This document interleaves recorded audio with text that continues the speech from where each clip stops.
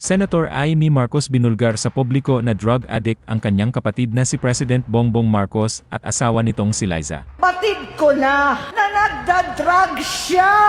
Nung binsi ko pa si Bongbong, pakasalan mo na si Lisa. Kapag nag-asawa siya, magkakaroon ng direksyon. Ang laki ng pagkakamali ko. Mas lumala ang kanyang pagkalulong sa droga. Sing pa lang sa umaga, kasabay ng almusal, marijuana pala. Pinagmamalaki pa ng mag-asawang kayang-kaya nila ang microdosing ng cocaine. Pero bago ang lahat, kung ikaw ay bago sa aking channel, huwag kalimutan na mag-subscribe at i-click ang notification bell for more trending news. Sa ikalawang araw ng Rally for Transparency ng Iglesia ni Cristo sa Quirino Grandstand, Maynila, sumali si Senador Amy Marcos at nagbigay ng pahayag patungkol sa kasulukuyang administrasyon na pinamumunuan ng kanyang kapatid na si Pangulong Ferdinand Bongbong Marcos Jr. Inakusahan ng kasalukuyang mambabatas na ang kanyang kapatid na si Bongbong na umano'y gumagamit ng ipinagbabawal na gamot. Ibinunyag ng senador na naging adik ang kanyang kapatid sa mahabang panahon, umabot pa umano sa sitwasyon na hindi na makontrol ang pagkalulong ng kanyang kapatid sa iligal na droga at apektado na ang kalusugan nito. Umapela pa umano siya sa Pangulo na magparehab ito. Dahil may tatay pa kami, hindi ko pa siya responsibilidad. Noong tumatanda ay mas naging nakakabahala. Batid ko na nagda-drug siya. Naalaman ko at ng pamilya. Minsan kami ng Presidential Guard at Metro Gompa ang naglilinis tuwing nagpa-party po sila. Bukod kay Pangulong Marcos, idinawit din ni Senador Amy Marcos ang asawa nitong si First Lady Liza Araneta Marcos. Inakala pa umano niya na magkakaroon ng pagbabago sa kanyang kapatid matapos ang kasal nito kay Liza, pero lalo pa anya lumala ang pagkalulong sa droga ng Pangulo. Kinumbinsi ko pa si Bongbong. Pakasalan mo na si Lisa. Naisip ko noon, kapag nag-asawa siya, malalagay na sa tahimik at magkakaroon ng direksyon. Ang laki ng pagkakamali ko. Mas lumala ang kanyang pagkalulong sa droga. Dahil parehas pala silang mag-asawa na sa paggising pa lang sa umaga, kasabay ng almusal, marijuana pala. Kahapon sila, lahat sila nagiinuman at gumagamit ng cocaine. Sama ng asawa at barkada. Paano? Nagre-resign na sa takot ang mga pulis nila at staff dahil sa lumalalang bisyo. Ibinunyag pa ng senadora na nagmakaawa siya noon kay dating Pangulong Rodrigo Duterte para sa kapatid matapos makasama ang pangalan nito sa umano'y drug watch list noong 2016 na sa gitna ng kampanya kontra droga.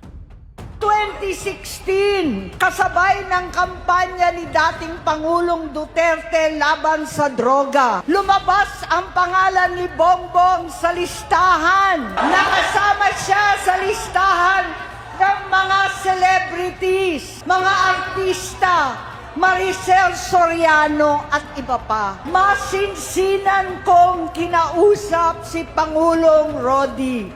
Halos manikluhod ako. Sinabi kong ayon sa kapulisan, dapat unahin, usigin ang mga pusher at saka na lamang sagipin ang mga user. Naligtas si Bongbong. Nababahala umano siya sa drug addiction ng Pangulo na naging dahilan ng talamak na korupsyon dahil sa kawalan ng direksyon. At maling mga desisyon ng gobyerno, sinamantala umano ng mga makasariling individual ang drug addiction ng Pangulo para nakawin ang pondo ng gobyerno. Iisip ko ang kalagayan ng aking kapatid at paano siya magsisilbi kung ganyan ang kalagayan niya. Pero pinaparating sa akin na hindi siya lulong at minsan na lamang tuwing nagpa-party. Noong nanalo siya, naging pinakamalayo na kami sa isa't isa.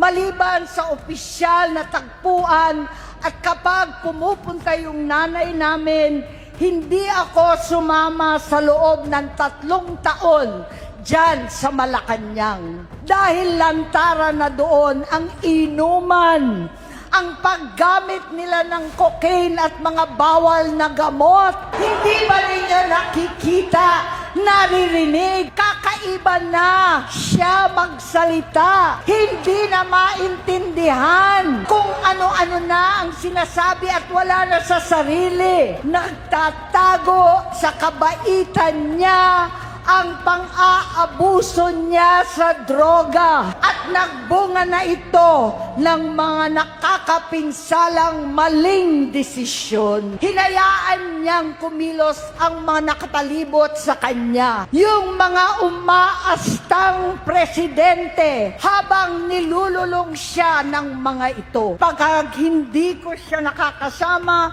buong aking loob na ipasok sa institusyon. Ipagamot, iparehab ko na yan. Pero tuwing maghaharap kami noon, hindi kaya ng aking kalooban na gawin yon. Hanggang dumating ang 2024 at 2025, yung bisyo niya na ang dahilan ng pagbaha ng korupsyon, kawalang direksyon, at maling-maling mga desisyon. Walang accountability, wala ng hustisya. Hindi na niya alam ang nangyayari. Hindi na pinapaalam sa kanya ang mga pangyayari. Sinamantala ng mga ito ang paggamit niya ng droga.